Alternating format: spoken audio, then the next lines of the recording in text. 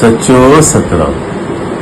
अज रहटकी साहब में हाजिर स्वरूप साईं साधराम साहब जन जो चौथे जी रस्म पगड़ियुनि जी रस्म अदा कई वई ऐं जिते लखे माण्हुनि अची करे अंतिम संस्कार में साईं जन के कंधो ॾिनो ऐं श्रद्धांजलि पेश कई। अॼु बि ओतिरनि ई माण्हुनि अची करे साईं जन के जेको आहे श्रद्धांजलि पेश कई।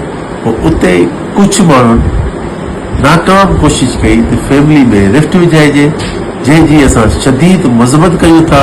पूरी संगत मज़म्मत करे थी, न सिर्फ़ असां ऐं संगत मज़म्मत करे थी, पर उते रोहितलाल साईं बि अची करे इन ॻाल्हि जी मज़म्मत कई ऐं सभिनी खे वान कयो त को बि माण्हू जेको आहे हिते इंटरफेयर नथो करे सघे, छाकाणि त ही हुकुम जेको आहे मथां सचे साईं जो हुकुम थींदो आहे।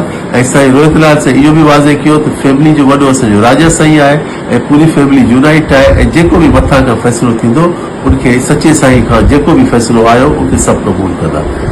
ऐं मां हिकु ॿी ॻाल्हि ॿुधाइण दौरान हाज़िर स्वरूप साईं साधराम साईं जेतिरी इंसानियत जी ख़िदमत कई, जेतिरो माण्हुनि सां प्यारु कयो ऐं जंहिं तरीक़े सां माण्हुनि बि हुन सां प्यारु कयो, इहा ॻाल्हि जेका आहे इहा हिकु हक़ीक़त आहे।